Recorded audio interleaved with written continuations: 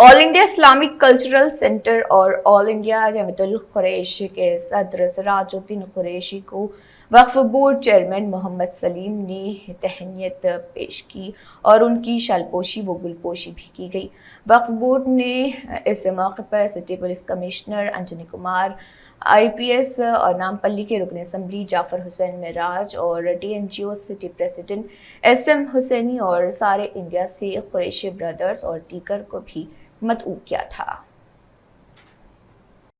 इसलिए बिल को नजर कर रहा हूँ कि इंडिया इस्लामिक कल्चरल सेंटर जो दिल्ली में है, लगभग 18,000 स्टूडेंट्स वहाँ से तालीम लेकर सोसाइटी में अलग अलग नौकरी, अलग अलग काम कर रहे हैं और आने वाले वक्त में हजारों ऐसे स्टूडेंट आएंगे जो वहाँ से तालीम हासिल करके सोसाइटी को सर्व करेंगे। इसलिए मैं चाहता हूँ कि हैदराबाद में जो हम लोग छोटा छोटा काम किए हैं उसका थोड़ा पहुंच उसके बारे में थोड़ी चर्चा दिल्ली में भी होनी चाहिए। दोस्तों, आज ज़्यादा वक्त न लेते हुए मैं केवल 2 मिनट आप लोगों का और लूँगा। हमारे सोसाइटी में, हमारे देश में एक बहुत बड़ी खूबसूरती ये है कि यहाँ ऐसे ऐसे लोग हैं जिन्हें देखकर, जिनके बारे में जानकर खुद को एक इंसान मोटिवेटेड फील करता है। इसके लिए कोई जरूरी नहीं हो कि कोई देश के बड़े पद पर ही लोग रहें, कोई जरूरी नहीं। एक आम इंसान भी आपको मोटिवेट कर सकता है। मैं एक छोटा सा एग्जांपल देता हूं। जिस समय कोरोना का लॉकडाउन बहुत अपने पीक पर था और एक बार मैं अपनी गाड़ी से बशीरबाग से चार मीनार की तरफ जा रहा था, तो शायद मदीना के पास बिल्कुल वो कर्फ्यू का माहौल था, तो उस समय ज़्यादा लोग रोड पर नहीं रहते थे। लेकिन उस कर्फ्यू के माहौल में फुटपाथ पर मैंने एक इंसान, एक औरत, एक मर्द को देखा बैठकर खाते हुए। देखने से ही लगा कि वो लोग दोनों बहुत ही ज़्यादा गरीब हैं, लेकिन फिर भी बैठकर खा रहे थे। चूंकि मुझे लॉकडाउन एनफोर्स करना था, उस समय का माहौल ऐसा था कि आपको हर दुकान को बंद रखना है, तो इसीलिए मैं गाड़ी बिल्कुल धीरे धीरे वहाँ से जा रहा था। तो मुझे स्ट्राइकिंग क्या लगा वहाँ पर कि बात जिस समय ये लोग दोनों खा रहे हैं, एक ही अब जमीन पर खा रहे थे या पत्ता पर खा रहे थे या न्यूज़पेपर पे खा रहे थे, मुझे याद नहीं है, लेकिन दोनों एक साथ खा रहे थे और खाने के वक्त दोनों एक दूसरे को देखकर मुस्कुरा रहे थे। मुझे यही लगा कि देखिए, आज की तारीख में जब हैदराबाद ही नहीं हर जगह इतनी दिक्कत है, लोगों को बेसिक एमिनिटीज नहीं मिल रही है, उस समय भी इस गरीब इंसान अपने जो भी है पार्टनर है, जो भी है, उनके साथ मुस्कुरा कर बात कर रहे हैं और खाना खा रहे हैं। ये कितनी बड़ी इंस्पायरिंग चीज़ है। इस चीज़ का जिक्र मैं रात के वक्त जब मैं अपना पुलिस चेक पोस्ट को चेकिंग करने जाता था कि हमारे ऑफिसर्स लोग वहाँ मौजूद हैं या नहीं, मुस्तैदी से ड्यूटी कर रहे हैं कि नहीं, इसका चर्चा मैंने कम से कम भी 50 जगह किया। तो इसलिए मैं इसका जिक्र आपको यही यहाँ पे क्यों कर रहा हूँ कि जहाँ तक मोटिवेशन, इंस्पिरेशन का सवाल है, कोई ज़रूरी नहीं है कि हम बहुत बड़े लोग को ही देखें। हमारे बगल में बैठे हुए भी लोग आपको मोटिवेट कर सकते हैं। मैं आपको एक और जिक्र करना चाहता हूँ। जब सबसे पहले हमारी मुलाकात हुई हमारे सलीम साहब से, तो इनके बारे में मुझे किसी ने पहले एक बात बताया था। मैं सोचा मैं इनसे कंफर्म कर लूँ, तो इन्होंने बाद में मुझे बताया कि हाँ, वो सही बात है। बहुत पहले की बात है, जब ये कुछ ज़्यादा जवान हुआ करते थे, अभी बूढ़े नहीं हैं, अभी भी जवान ही है। तो आपको शायद विश्वास न हो, ये एक बार हैदराबाद से विशाखापट्टनम या उड़ीसा ट्रेन से गए और रास्ते में इन्होंने नहीं, कलकत्ता गए, प्लेना बंद थे जब। हाँ, प्लेना बंद थे तो कलकत्ता गए।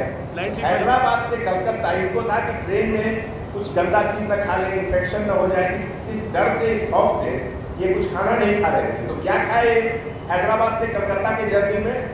100 अंडे। आप सोचिए।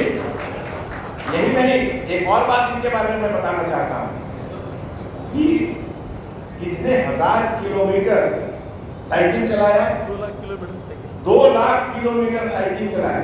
आप सोच सकते हैं तो मैं इसलिए कह रहा हूँ कि जब जुनून अंदर हो, जब अंदर एक काम करने का एक जज्बा हो, तो आप कुछ भी कर सकते हैं। दोस्तों, वक्फ बोर्ड जैसा कि हमने तकरीर में सुना कि हजारों एकड़ जमीन आने वाली नस्ल के लिए बचा कर रखा गया है। ये बहुत बड़ी चीज़ है, जो कि हिंदुस्तान, हम लोग एक बहुत ओवर पॉपुलस कंट्री है, यहाँ पॉपुलेशन बहुत ज़्यादा है, इसलिए ज़मीन के ऊपर प्रेशर हमेशा बहुत ज़्यादा रहेगा। और ऐसे हालात में अगर वक्फ बोर्ड जैसी ऑर्गेनाइजेशन ज़मीन बचा कर रख रही है तो ये बहुत बड़ी चीज़ है, और मैं कहता हूँ ये नेशन बिल्डिंग का एक कॉन्ट्रीब्यूशन है। और इसके लिए तमाम वक्फ बोर्ड के सभी जो अफसरान हैं, सलीम साहब के लिए सेशन का जो प्रोग्राम रखा गया है, ऑल इंडिया से जो है मेरे डेलीगेट भाइयों से सबको, और हमारे कोतवाल साहब जो हमारे ग्रेटर हैदराबाद के कमिश्नर पुलिस, जो सुलझे हुए कमिश्नर है, ऐसे इतने कमिश्नर आए। मैं भी जो है 40 साल से पॉलिटिक्स में हूँ और 13-14 CMO को देखे और कई कमिश्नर पुलिस, DG साहब सबको देखे हम, मगर हमारे कमिश्नर साहब हिंदू, मुस्लिम, सिख, ईसाई सबको लेके चलने वाले एक ही कमिश्नर है हमारे। मैं पहली बार देखा जो हमारे पुलिस कमिश्नर जो हैदराबाद के जो अंजनी कुमार साहब हैं, मैं इनको दिल की गहराइयों से मुबारकबाद देता हूँ। सब लोग थालियों से उनका इस्तेमाल करिए। और हमारे CO साहब भी एक ऑनेस्टली काम कर रहे हैं, उन्होंने डायरेक्टर के भी है और हमारे वक्फ बोर्ड के भी CO है, IPS है, और होने वाले हो सकता साइबराबाद के कमिश्नर भी बन के जा सकते हो, कुछ भी हो सकता फ्यूचर में। और हमारे MLA साहब जो हमारे MIM के डायनेमिक MLA है, मगर MLA बाद में, मगर मेरे भाई है वो, मेरे आज से नहीं, हम लोग पहले से जो ना एक दूसरे को भाई भाई बोल के बिजनेस में हर चीज़ में मुलाकात होते रहती है हम लोगों की, और हम लोग जो है एक दूसरे का रिस्पेक्ट करते हुए, और हमारे असद भाई, अकबर भाई, ये सब मिलके जो है ना हमारे पार्टी से भी अलायंस होके काम हम लोग जो कर रहे हैं, एक जैती होके काम कर रहे हैं हम लोग। और हमारे मुजीब भाई जो यूनियन TNJOs के जो प्रेसिडेंट हैं, और हमारे CM साहब से भी, सबसे जो है ना हमारी पार्टी के तरफ से भी आप बहुत ही ज़्यादा क्लोज हैं।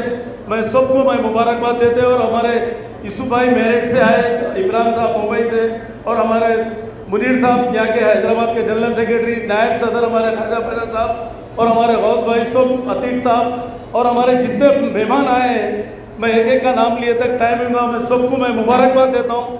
पूना से, अकोला से, दिल्ली से, गुजरात से, अहमदाबाद से, जहाँ से भी आए हमारे भाइयों को सबको, और हमारे पूरे वक्फ बोर्ड के ऑफिसर्स को, assistant secretaries, inspectors, rent collectors, पूरे सबको मैं मुबारकबाद देता हूँ। आप लोग इतना कीमती टाइम निकाल कर आप लोग आए यहाँ पर सुन रहे हैं, और आज ऑल इंडिया से जो आए डेलीगेट्स, मैं उनको भी मुबारकबाद देता हूँ। और हमारे मजीद भाई और सबको बड़ी बात तो ये है कि सिराज साहब ऑल इंडिया के जनरल जो प्रेसिडेंट है इस्लामिक कल्चर सेंटर के, 2 बार सलमान कुर्सी साहब को हराए जो सेंट्रल मिनिस्टर थे, फिर केरला के गवर्नर को भी हराया एक बार, और 18 साल से इंडिया इस्लामिक कल्चर के सेंटर है बोले तो कोई मामूली बात नहीं है। दिल्ली में हर पार्टी के लोग वहाँ पर आके टच कराते हैं, मगर कोई पार्टी से आज तक मेंबर नहीं बने हो, कोई पार्टी से ये नहीं, मगर KCR साहब के बारे में जो है ना बहुत अच्छी राय रखते हैं। और KCR साहब आज हमारे एक ऐसे CM हैं, इंडिया में सब लोग सेकुलर बोलते हैं, मगर सेकुलर कोई नहीं है, सिर्फ KCR साहब, KTR साहब, ये लोग की गवर्नमेंट सेकुलर है। हिंदू, मुस्लिम, सिख, ईसाई सबको लेके चलने वाली गवर्नमेंट एक ही है, क्योंकि आप लोगों को मालूम है कि KCR साहब की गवर्नमेंट में इमाम मौजूदों को भी 5,000 रुपये कोई भी नहीं दिया आज तक इंडिया में।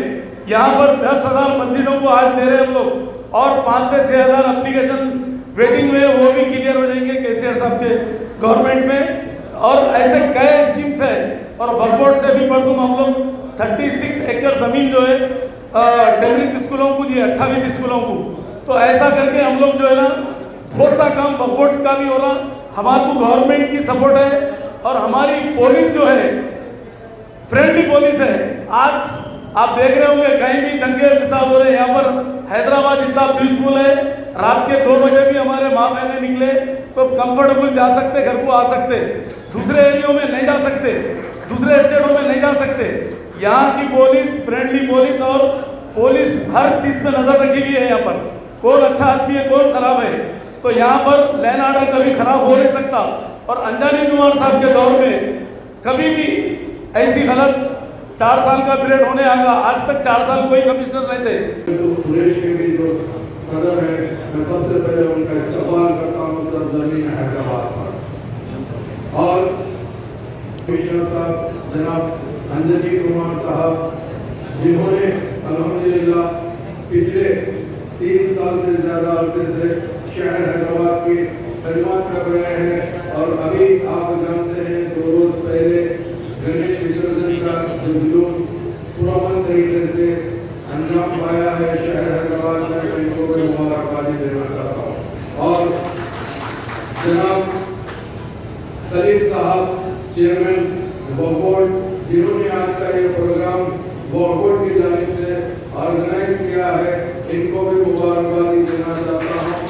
और मेरे भाई, मेरे साथी और जनाब शाहनवाज कासिम साहब जो IPS ऑफिसर है, CEO वक्फ बोर्ड है, डायरेक्टर भी है तेलंगाना माइनॉरिटीज के, उनको भी यहाँ पर आए, जो उनका भी मैं वेलकम करना चाहता हूँ।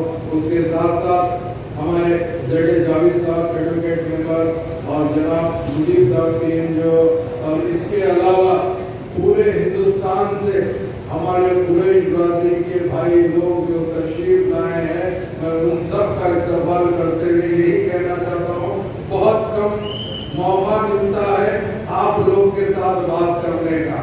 आज तक हम जो भी पूरे बरादरी से यहाँ पर मुलाकात करते थे, वो हमारे शहर हैदराबाद के काफ़ी हमारे भाई लोग हैं, जिन्होंने हर तरीके की, जब कभी भी कोई भी चीज़ की परेशानी आती थी तो सबसे पहले हमारे पार्टी के दफ्तर दारुस्सलाम नजीब मिलत बैरिस्टर असदुद्दीन ओवैसी साहब करने आते थे, और हबीब मिलत जनाब अंजरुद्दीन ओवैसी साहब करने आते हैं। तो हमारा आपका जो रिश्ता है एक ऐसा रिश्ता है जो हम जाहिर नहीं कर सकते, मगर हम हमेशा हमारी जमात आपके साथ है, इसका हम सबूत आपको दे सकते हैं। यही हम आपको कहना चाहते हैं।